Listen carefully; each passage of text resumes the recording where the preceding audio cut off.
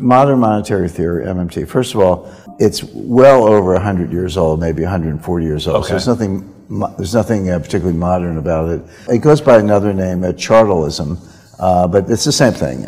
Money is what the state says it is. If the state says it's money, it's money. I think, okay, interesting. How do you actually enforce that? How do you back that up? And the way you back it up is taxation. So if we all make money, gains, payments, income, whatever, and the state says you got to pay tax on it. Mm-hmm. And by the way, we will only accept our definition of money in the form of taxes. So if you don't go along with our definition of money, you can't pay your taxes. And if you can't pay your taxes, you end up in jail. But the idea is that money is what the state says it is, because the state says that's the only thing we take in the form of taxes. If you don't pay your taxes, we'll put you in jail. Now, and that's where chartalism comes from, because the King's Charter or the Queen's Charter or whatever. So if that's your starting place, then there's no comparison between a national budget and an individual budget. If you and I don't pay our bills, someone's going to repossess the car, or mm-hmm. take the keys to the house or whatever. So we got to balance our budgets over some time frame. But if the government doesn't pay its bills, so what? Just print some more money, and or raise money in the form of bonds. And then you say, well, what if they don't want to buy the bonds? If the market doesn't want to buy the bonds and the interest rates are up? Well, that's what central banks are for. The central bank will buy the bonds, keep the rates low. Oh, yeah, but who's going to pay the central bank? Well, we'll just issue more. Now, I realize some of this sounds laughable, but I'm telling you verbatim, this is what modern monetary theory is. So there's no limit on how much you can spend, no limit on the size of your deficit. Danielle referred to the debt to GDP ratio. I agree, that's a very important economic indicator, but the modern monetary theorists will say, no, it's not. Who cares? U.S. debt to GDP ratio is about 130%, but it's growing quickly. And if you look at global statistics, you say, well, who's at that lunch table? Like, who else is around 130%? The answer is Lebanon, Greece, mm-hmm. Italy. These are your classmates. But then everyone points to Japan, where the ratio in Japan is about 280%. They say, see, Japan, you go to the Ginza, the lights are still on. Yeah. So we could go to 280% or whatever, no problem. I think Japan's a special case for a number of reasons, and I wouldn't want to be Japan. They're in a curious position where the population is declining. So their per capita numbers are actually better than their gross numbers. And Saki Kibara-san, famous Mr. Yan of the 1980s, he explained this to me personally. I had lunch with him in Korea. And of course he's right mathematically. I said, but the reductio ad absurdum is Japan ends up with one person who owns the whole country, and she's very rich. But that's kind of how the Japanese are thinking about it. So I don't know if we want to go there. But just to take it a step further, and a lot of this comes from Stephanie Kelton, and I met Stephanie, very nice person, but she's just way off on off the reservation, so to speak, in terms of these theories. But she's done a good job of articulating them. So, for example, she says, and this is from her book, so this is not I'm not imposing this on her. She says that the government bond market is a favor to investors.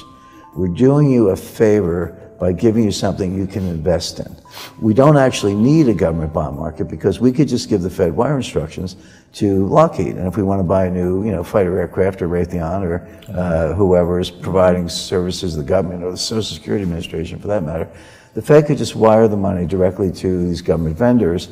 Who needs a bond market? It's kind of an inefficient pain in the neck. But we do it anyway, because you guys need a place to park your money. I mean, this is what they say. Wow. And so, but just to kind of step back a little bit, big picture, what they're doing, and this can be done in practice. See, the problem with refuting modern monetary theory is you get very far down the road saying, yeah, that's actually true, that's actually true, that's actually true. At the end, it all falls down.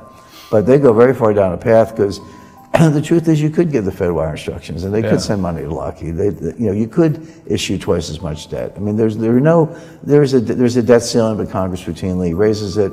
But what she's done, and what the other theorists have done, they've taken the Treasury, which is a cabinet-level executive branch office, and the Fed, which is an independent, privately owned. Okay, the president picks the governors, but technically privately owned, independent agency, and she's merged them. She's merged the balance sheet of the Treasury and the Fed. Said whatever the Treasury wants to spend, the Fed is there to finance it. The Fed can buy the bonds, or we can skip the bonds completely and just give the Fed wire instructions and send the money out. Now, this is what they say. This is not me.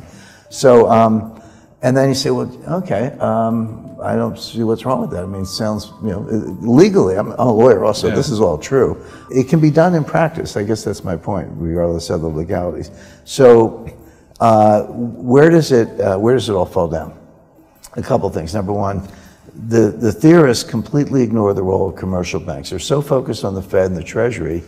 Real money, the money that counts, is created by commercial banks, not by the Fed. Pardon me, the Fed, when they create base money, that's available to banks as reserves, but there's no shortage of reserves right now. They're paying interest on excess reserves. Right. Most of the Fed's balance sheet is not cash, it's excess reserves. So there's no constraint on banks' ability to lend or borrowers' ability to borrow money and spend. That can be constrained by reserves in theory, but it's not, because they have trillions in excess reserves. Okay. So that's not even an issue. But but the money's created at the banks. If people don't want to borrow and banks don't want to lend, then the M2 and M1 and M2 don't expand. And then velocity, which is the turnover of money, is collapsing. It's up a little bit recently, but that's after a Red Bull cliff dive in 2020. And that's, I always say, if you have $24 trillion, and times zero is zero. Right. Meaning if that's your money supply and your velocity is zero, you don't have an economy. So velocity is psychological. The Fed can't control it. There are all kinds of behavioral aspects. The real money that kind of creates economic activity doesn't come from the Fed. It comes from the commercial banks. They ignore the commercial banks, and then on top of everything else, they ignore foreign exchange channels. You could destroy the dollar. Like, everything inside the United States can kind of look okay. But if the dollar is like, it's worth, €5 or sorry, $5 to the euro, so, it's worth 20% of what it is now. Every other currency strengthens against the dollar, or gold goes to $4,000 an ounce almost overnight.